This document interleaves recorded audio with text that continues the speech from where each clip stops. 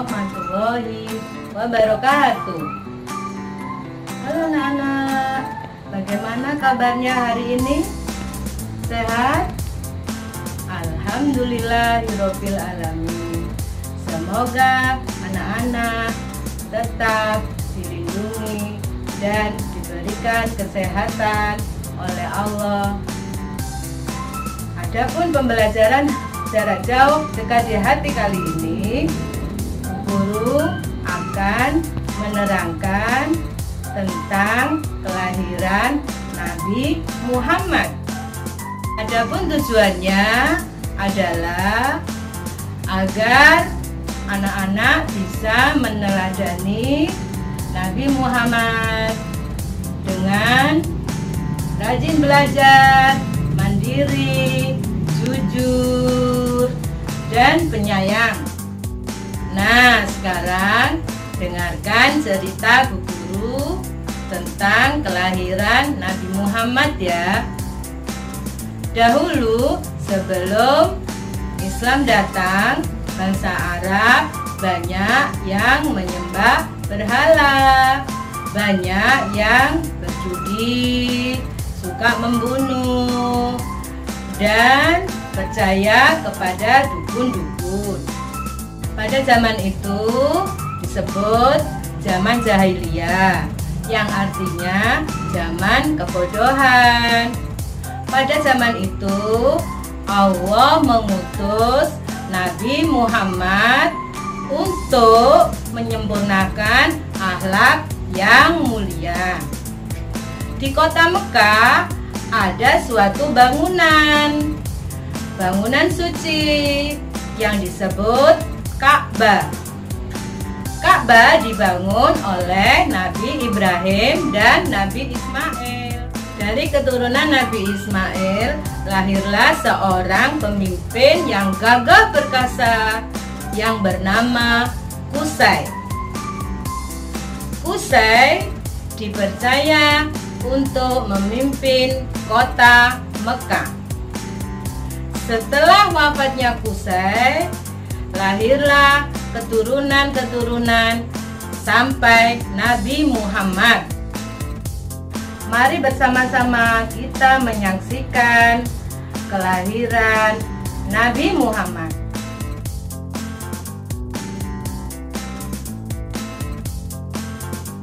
Di tengah kondisi masyarakat jahiliyah itulah Nabi Muhammad dilahirkan. Bayi luar biasa itu lahir dari rahim seorang wanita mulia bernama Aminah. Pada saat itu ditandai peristiwa-peristiwa yang luar biasa. 10 balkon istana Kisra runtuh. Juga padamnya api-api yang biasa disembah oleh orang-orang Majusi.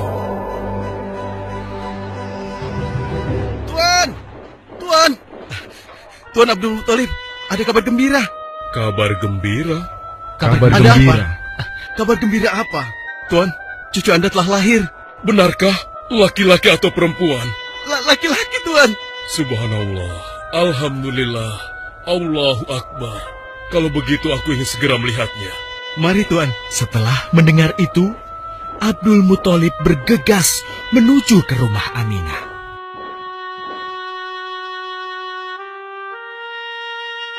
Ah, cucuku, kasihan engkau terlahir yatim.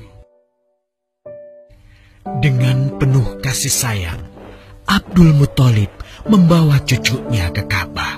Ya Allah, jadikanlah cucuku ini menjadi seorang yang mulia dan terhormat, sebagaimana Nabimu Ibrahim alaihissalam.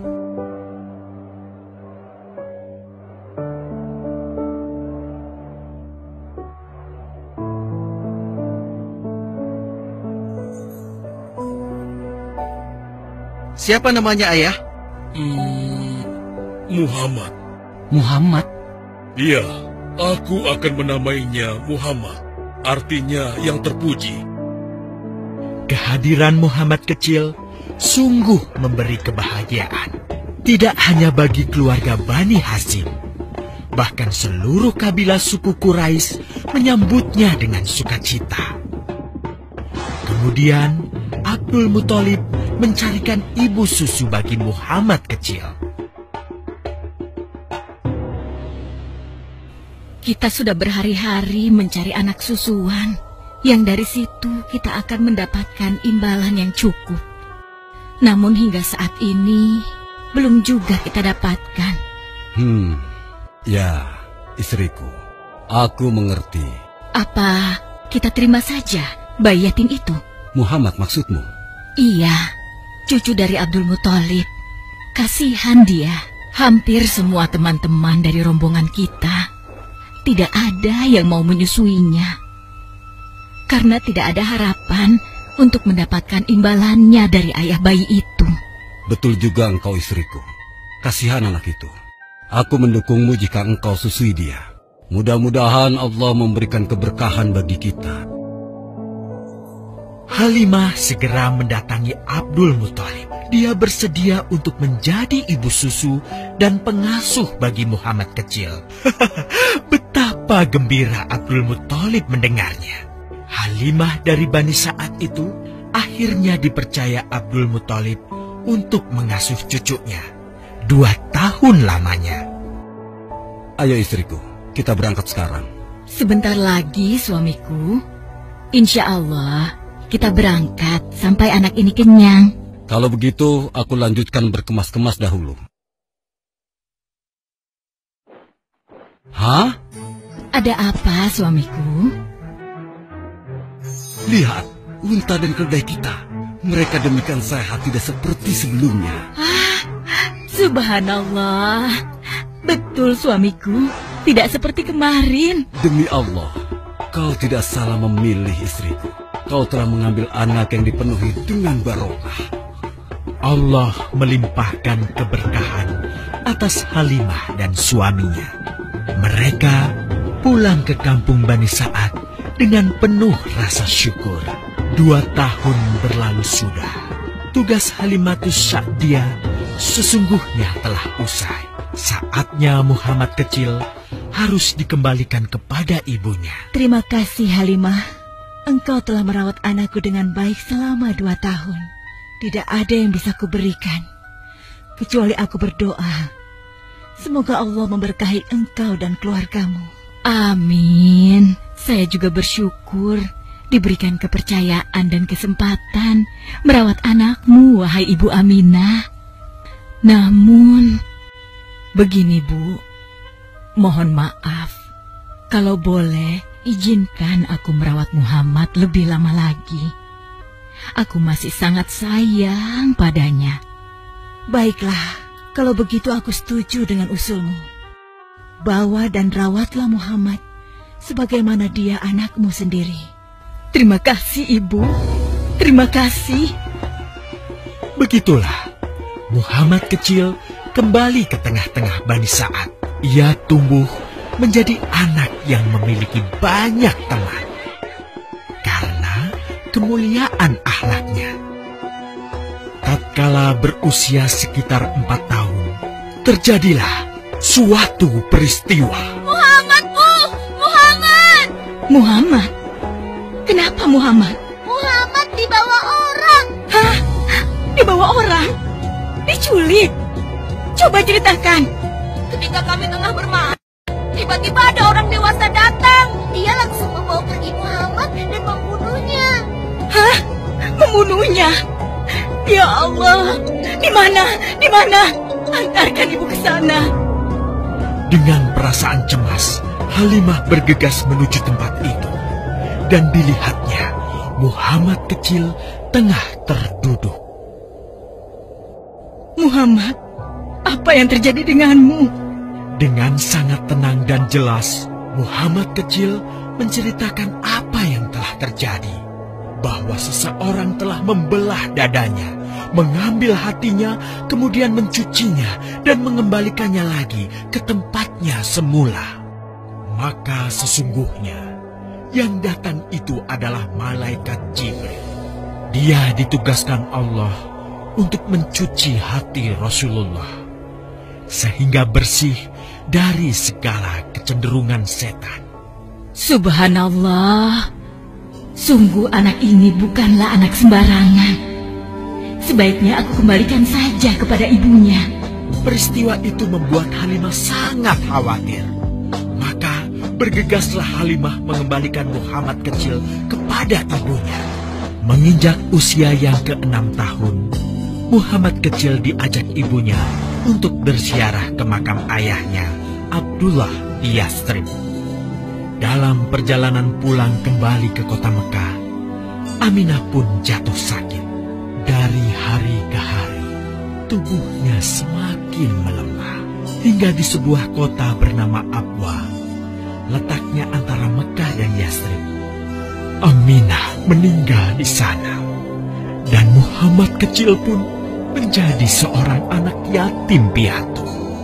Sejak itulah Muhammad kecil dirawat dengan penuh cinta dan kasih sayang oleh kakeknya, Abdul Muthalib. Muhammad, sudah berhentilah memerah susunya. Insya Allah, sudah cukup untuk persediaan kita hari ini. Beristirahatlah sejenak. Makanlah agar kau tetap sehat.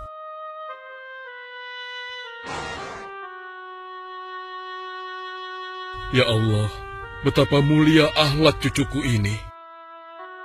Namun, kasih sayang Abdul Muthalib tidak berlangsung lama. Saat usia Muhammad 8 tahun, Abdul Muthalib kakeknya yang sangat menyayanginya itu meninggal dunia.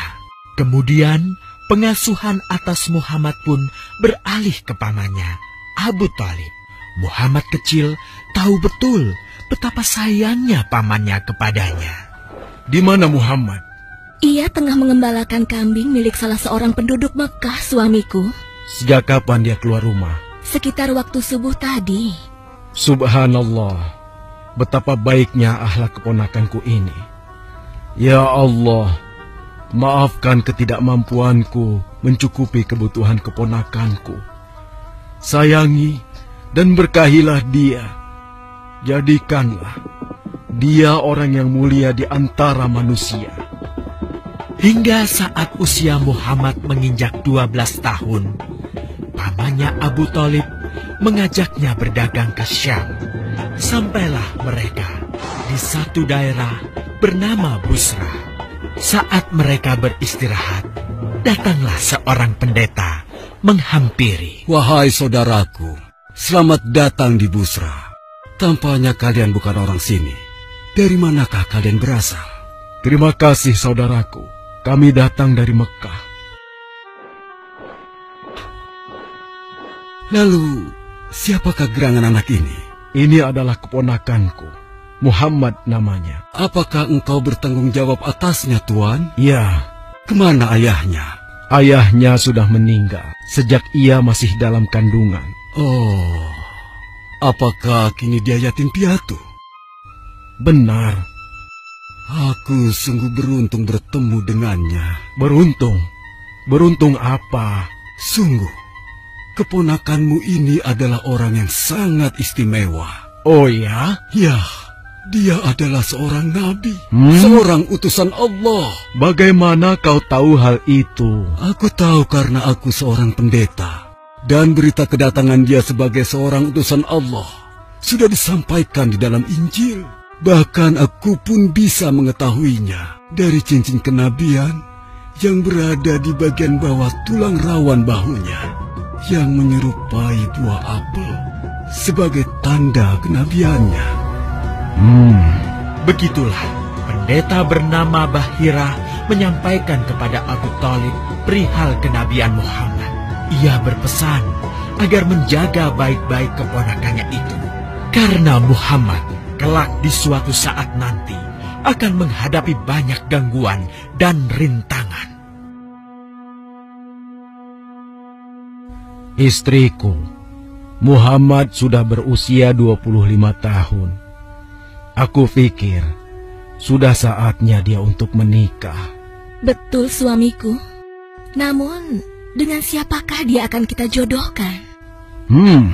Kemarin Khadijah mengirimkan utusannya dan menyatakan keinginan Khadijah untuk menjadikan Muhammad sebagai suaminya.